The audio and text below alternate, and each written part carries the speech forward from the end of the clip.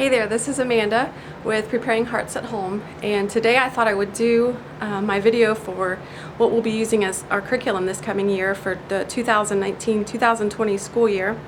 I am going to be having a 4th grader, a 2nd grader, a 1st grader, and then I'll have one student doing preschool work. We don't do like a big curriculum or whatever. We'll do some little rod and staff type workbooks just to teach him like his numbers and how to write them, and to do some sort of fine motor skills type things.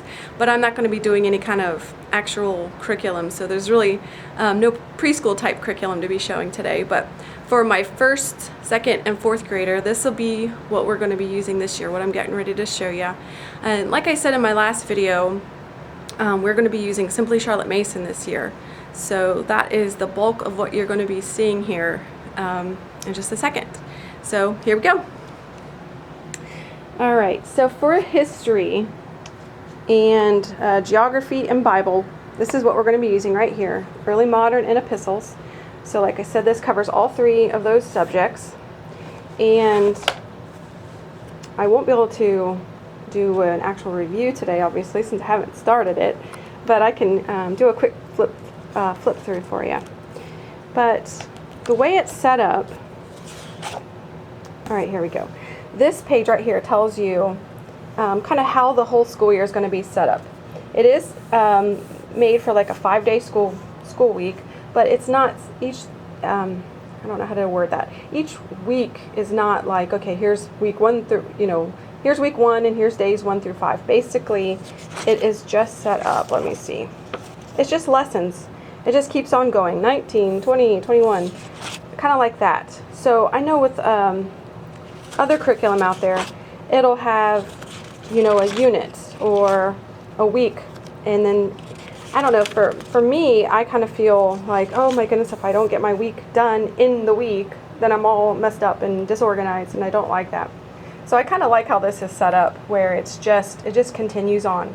So you can just pick up where you left off if, Daddy's home from work on Tuesday, so you don't get to your history on Tuesday, then you can just pick back up on Wednesday.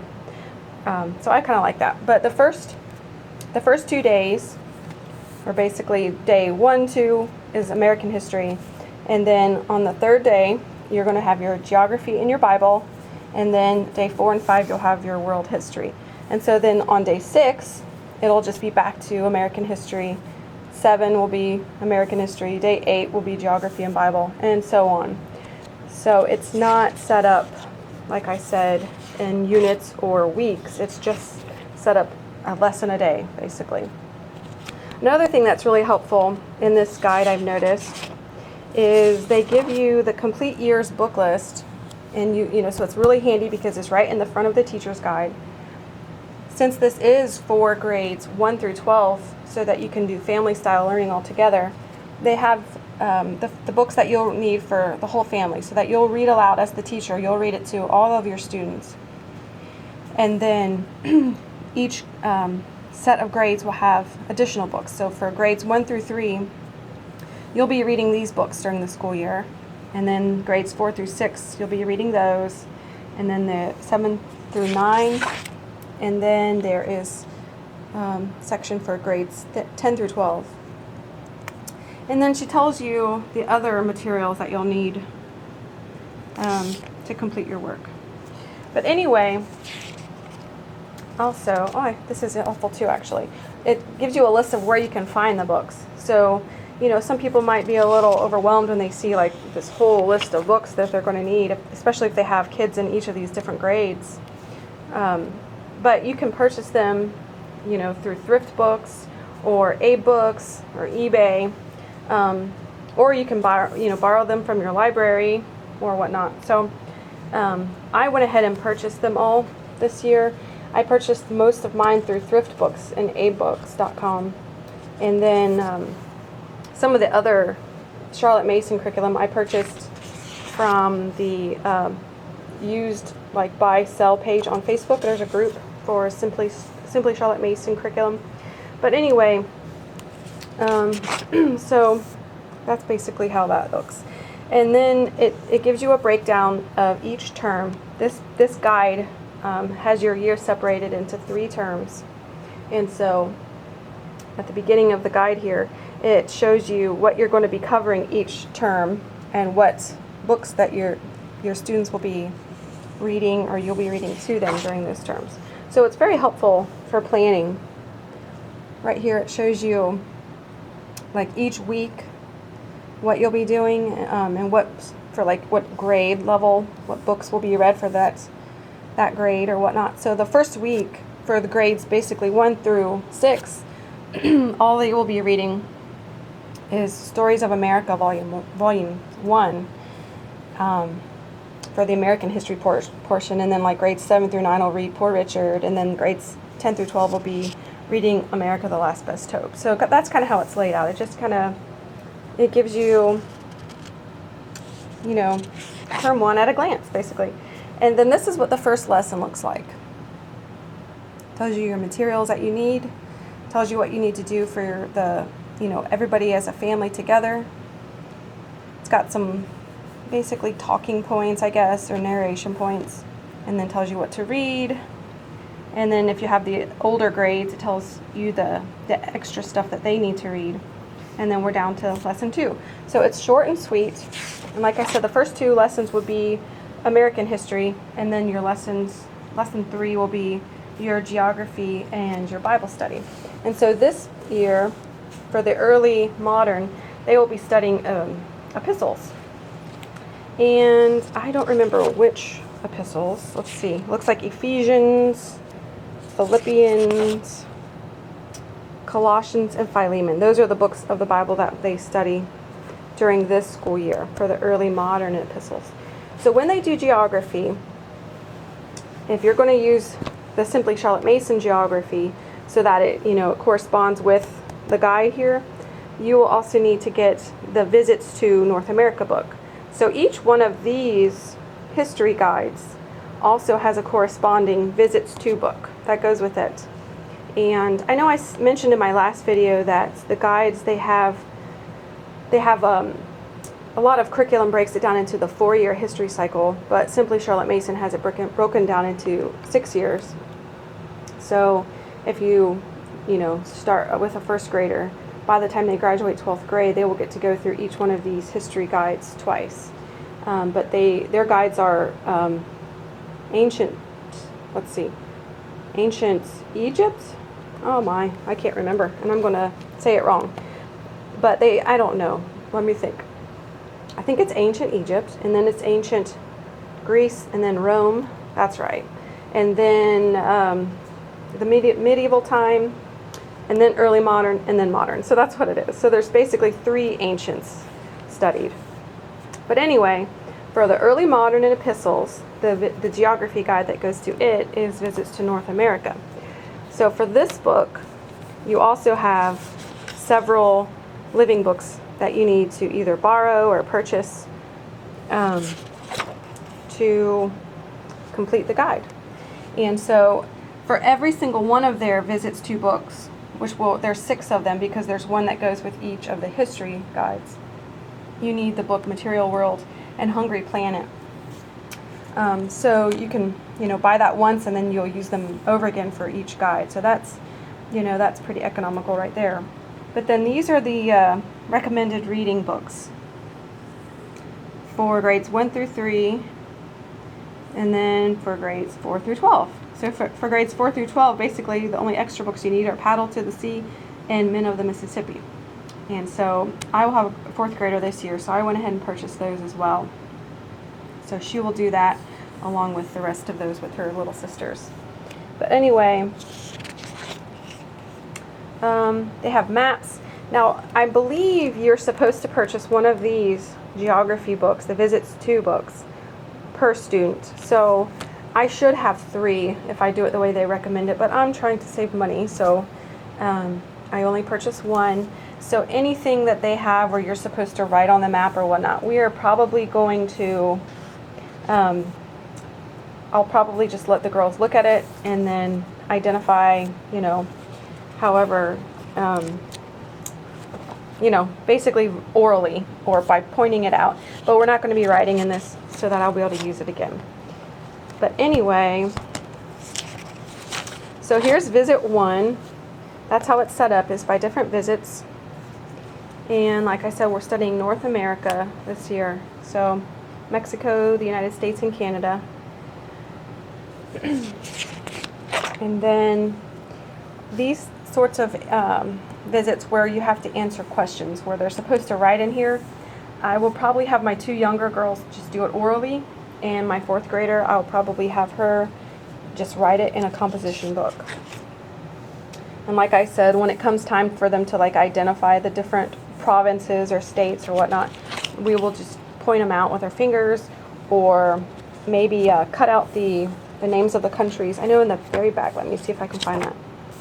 Right here, the countries, or not, I'm sorry, the states are, listed right there. And I believe it's the same for Canada. Yeah, countries, provinces, and states right there. So probably I will just copy this and then cut those out and laminate them maybe. So then they can just place them where they need to be. And that's how we will be able to reuse this. But this really should give them a really good familiarization with North America, so they can learn the different provinces and states and that sort of thing. And this right here where it says visit 9, meet the family, excuse me, this is where the books Material World and Hungry Planet come in, because those books, Material World, basically this photographer went around the world to different families and had them put all of their possessions basically out in front of their house, and then he photographed them with the things that they own. So you can see the difference in the way people live throughout the world. And so right here it says, look closely at the photograph. What do you notice about the Castillo family's possessions? That sort of thing. And anyway, then the Hungry Planet book, it's the same format, I guess, except what they did there is they took basically the groceries that each family purchased for that week and have them set them out in their kitchen, so you can see what kind of food people eat from around the world. So they are really good picture books, and they're really large, and have color photos, obviously. So anyway, we're looking forward to doing it.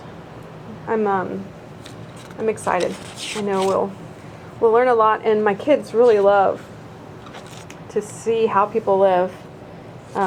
They love history and they love geography already, so I think this will be really fun for them, and also just expand their horizons a little bit. So anyway, that is the geography. For Bible, I believe for Bible all you need is a Bible. You don't need to have any other book. The Bible lesson is in the lesson plans for the history, geography, and Bible here. So you don't have to have anything extra necessarily for Bible study unless you want it. And speaking of that, for our kids, excuse me, this past school year we started working on this catechism here. It is a catechism for girls and boys, and this is a Baptist catechism.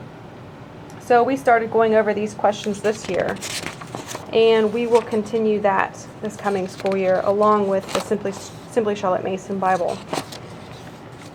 And we along with the catechism, we also did memory verses. So each week we would have a different memory verse and then just put it on this little ring here to keep it all together. So we'll just continue doing this coming school year for our memory verses. All right, so that is history, geography, and Bible. And like I said, there's tons of picture books and chapter books that go along with that. So go to their website and then you can see the whole list of the books that are needed. All right, so for language arts for my oldest daughter, who is going to be in 4th grade, this is what we're going to be using. Using Language Well and Spelling Wisdom by Simply Charlotte Mason. So this book the Spelling Wisdom book, I was able to get used on the Simply Charlotte Mason used buy-sell group on Facebook. And then this book, the Using Language Well Teacher's Guide and Student Book, I was able to get at the Great Homeschool Convention in Cincinnati, which I really was able to save a lot of money because they had each book listed, I believe it was like $2 off the list price. So I was able to save some money when it came to buying the history and the geography guide, and then these using language well. But anyway, so spelling wisdom and using language well go together. They are used in conjunction because basically spelling wisdom is a big book of dictation passages.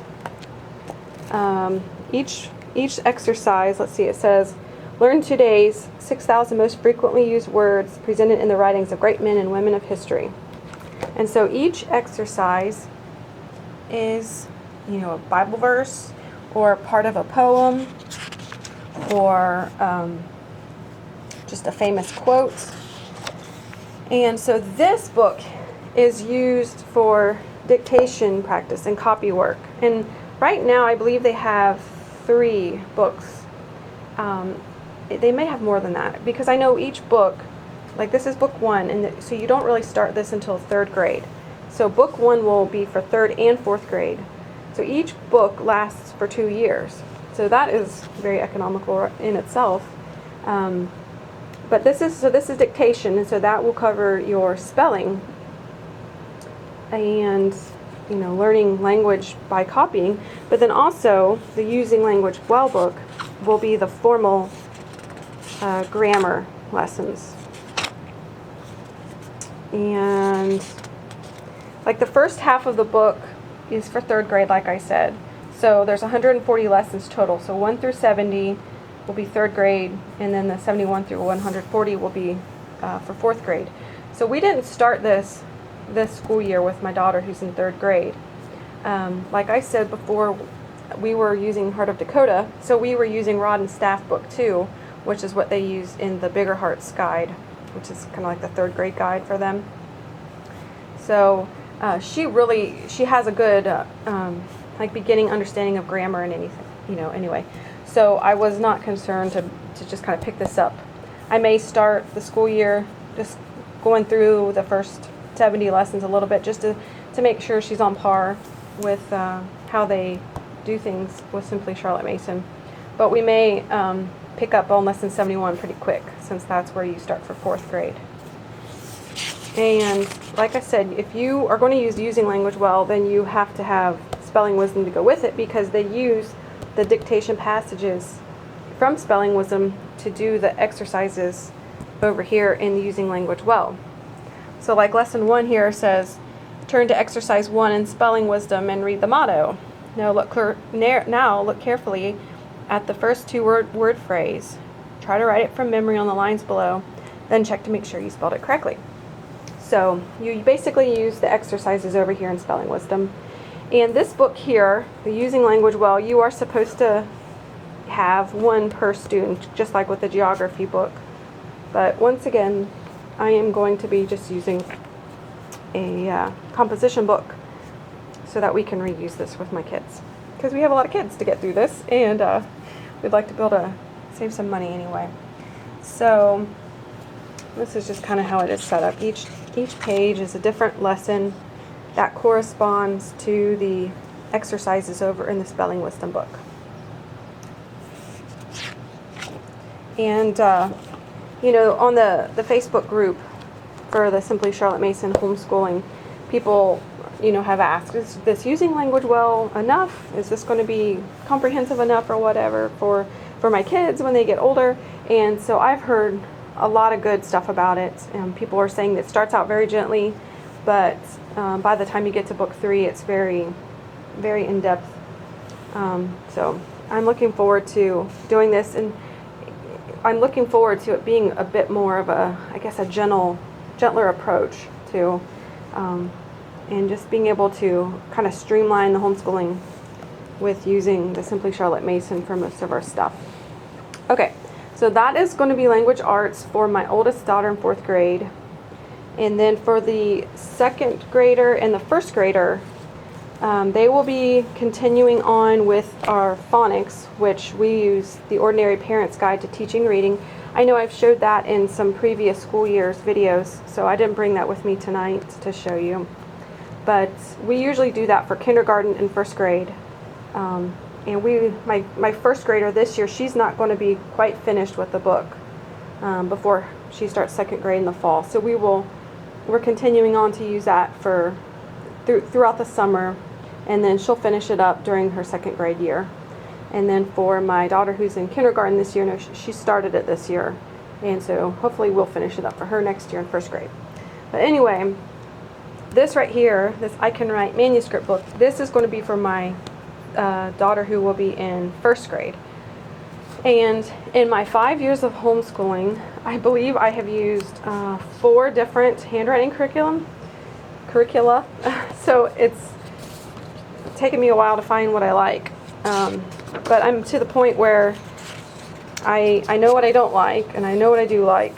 And this right here, I am excited to use this for one reason. It only cost $5.50. And we got it at the convention this year from Christian Light Education. So this is their handwriting book, manuscript. This will be used for my first grader. So in kindergarten this year, she has used a reason for handwriting for kindergarten. So this will be like the second book. So she'll basically know all of her letters. So this will just be continued practice, and then, continue practice writing words. So doing a little bit of copy work, and gets a little bit, more in depth as they go along. And then by the end of the book, let's see, they are actually doing copy work of sentences and small paragraphs. So I think this will be great for her first grade year. My second grade daughter, I am probably not going to be buying any kind of actual handwriting curriculum or book for her. We will just continue on doing copy work. So I'll get her a composition book, and we'll do copy work. And I'm not sure what passages I'll use for her to copy just yet. And heck, she could probably even do this right here. Just use her sister's handwriting book. But that's all she'll be doing is copy work. And then for my fourth grade daughter, it'll be the same. She will just do copy work in cursive in a composition book this year. So I won't be spending money on any more handwriting books for her, the oldest one. Now, when it comes to handwriting, I have kind of just followed the pattern from part of Dakota. They do handwriting, like an actual handwriting book for kindergarten and first. They do manuscripts. And then in second grade, they just focus on doing copy work. They copy poems that are in the back of the guide. And in third grade, that's when they begin their cursive instruction. And they use, cheerful cursive, I think is what it's called. My oldest daughter is actually doing that this year. And I have been really pleased with that cursive curriculum. So I probably will continue that on with the rest of my kids once they get to third grade. But anyway, so this will be the only handwriting book we use this year, and this is for my first grade daughter once again. So in the future with my younger kids, I believe we will probably stick with this, because to me it's shocking how expensive handwriting curriculum is when it's just teaching a kid how to write letters. And I know that a lot of people just do it themselves. They don't even purchase a curriculum, and they just show their child how to write the letter and let them go at it or whatever. But I do like having a book where I can just say, okay, open to page 5, do page 5. But in the future, I will use this probably. And also Pen Time. Pen Time is they were selling it at the Christian Light Education booth, and it was also, I think, $5 or $5.50, something like that. So really economical, and just really to the point. Not a lot of fluff or strange way of writing letters or anything. So that's handwriting. And then also for my first grade daughter, we will do this calendar book again. This is also from Christian Light Education. But I have done it for my first two daughters for first grade. We do this book.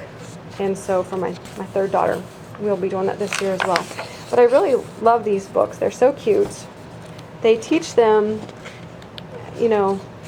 how to understand a calendar and understand the years. So there's all this information about them at the beginning, which is super cute to go back and look once they're older. And then excuse me, teaches them about winter, and then for each month there's a picture they get to color, and then there's a different thing they are tracking each month basically. Sometimes it's like the high temperature or the low temperature, or if it was like raining, like for here it's rain, sleet, snow, they're supposed to track, and for this it's supposed to tell them which way or which direction the flag is blowing. So I don't know. My kids have liked it so far, so I think we'll probably continue this with the rest. And then once the month is over, also, you flip to the back. So like here's the calendar for August, but over here, so in September they were tracking the cloud types, like whether it was cumulus, cirrus, or stratus, I believe. And then they get to mark, which day or how many days was each type of cloud in the sky, and I don't know. So I mean, it's kind of like science and teaching them math and how to work with graphs. So it's a lot of fun, and the kids enjoy the pretty pictures and getting to color those each month, and they always like each day, like learning, okay, well, find your Monday. Today's Monday the 1st or whatever, and so it's really teaching them how to use a calendar, and so we really like those books. So my first grader will be doing that this year, just like her big sisters did. Another thing we're going to be doing, kind of as an enrichment study, I guess, will be the hymns. So this is from Simply Charlotte Mason as well. It's called Singing the Great Hymns. And in the back, it has a CD, and the CD is just instrumental. I believe I was able to get this used on that Simply Charlotte Mason Facebook group as well. I got this and the Spelling Wisdom used. And then everything else I was able to get the convention with the discounted price. So I was really able to save a lot of money this year. But it's got the, the words with all the different stanzas on one side. And then the other, it has the actual musical notes. If you want to play along with a piano or another instrument, you get to do that. I guess I'll go back to the front and show you how it is set up. So it's got them grouped. The hymns are into groups here. And it goes all the way to 12. There are 12 groups of hymns. And then it's got a page that shows you how to do it. And so you're only supposed to do, like if you follow their recommendation, you're only supposed to do one hymn group each school year. So that is how you can use this one book from first grade all the way through 12th grade. And also, since you're only doing one group a school year, you're going to get to know these hymns very well, because there's six hymns per group. So that'll be exciting. We have done hymn study this school year, the 2018-19 school year. My oldest daughter did that with Heart of Dakota. I'm trying to think what the book was called. Oh, it's Hymns for a Kid's Heart. And so with that book, it had the music as well, and then all the stanzas. And it had a CD in the back with Johnny Erickson Tata and Bobby Wogelmuth singing it. So the only difference, I guess, with this one is the CD is just instrumental. It doesn't have anybody singing it. So I've kind of heard positive and negative things about that from people on the Facebook group or whatever, but I think we'll be fine. Some people were saying, oh, I'm not musical enough to be able to follow it, without having somebody else singing. But I know most of these hymns myself just from growing up singing them in church. So I think we'll be fine. But I like how this one has a whole lot more hymns. There's 72 in this book, whereas the hymns for a child's heart, I think there may be, like 9 or 12 hymns, something like that. So this one just contains a lot more. So I'm really excited about that. I really think that hymns are extremely important for our kids to learn. Too many churches are going away from the hymns these days just because it's not, we're not familiar with it anymore. It seems old fuddy-duddy.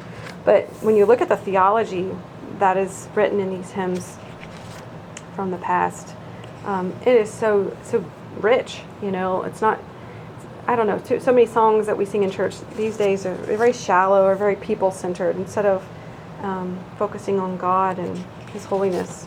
So I'm a huge proponent of our kids learning the hymns. So I'm very excited to be able to start this book this school year. Okay, so the last thing that I brought to show you is science. So for science, we're going to be doing the Exploring Creation with Astronomy. This is the Apologia Young Explorer series book. And the main reason I picked this specific book is we already owned it. This book was scheduled in the Heart of Dakota in a future guide, I think maybe like Creation to Christ, or I don't know. It was basically in a guide that we hadn't gotten to yet. So I already owned it. So I thought, well, that's one way we can save money this year is by using it. And also, my kids are really interested in stars and space and the planets and all that. And so when I told them we were going to be doing this coming school year, they were extremely excited. And also, I've heard wonderful things about Apologia. So we are going to be doing this, all together as a group. So all three of the girls, and then if their little brother wants to come sit and listen, then he can do that too. I know these books have like student notebooking pages that go with them, and I'm not purchasing that this year, at least not at the beginning of the year. We will probably go ahead and start it, and if I feel like that would be beneficial for us to have those notebooks, then I might purchase them. But to start out with, we're just going to be reading and doing the, whatever experiments or activities in here that I think will be good for us. But it's going to be a light school year for science for us, just because my kids are still young and they're very interested in science, so we can follow their interests, let them be kind of leading the way with that a little bit. I also have a book called Finding the Constellations by H.A. Ray, and that was also scheduled in Heart of Dakota. Probably, I think it was also in the same year this is scheduled. So I already had that book as well. So we will use that alongside this. And then, as we're reading, if we come across different scientists that are mentioned here, we could read biographies about those people, or just any other kind of living book that would tie into this for my kids. But I think that is the only thing I needed to show you today. I can't think of anything else curriculum-wise that we'll be using. But yeah, I think that's going to be it. So it's a lot easier this year since I only have one history guide to be following instead of 3. But yeah, anyway, I am really excited about school this year. I'm excited about just getting to work together, all my girls as a group. I know a lot of people say, oh, I couldn't combine my kids because they compete too well or too much, and they fight and fuss. Well, my kids do too. But I'm hoping that working together will teach them to work together and to stop competing. And my 2 that are really close in age especially are bad about that. But I hope that using this curriculum this year will help us with that. But anyway, what curriculum are you using this year? And if you're interested in having a review of any of this stuff later in the school year, let me know. But I hope you enjoyed this video, and I hope you have a great day. Bye-bye. See you next time.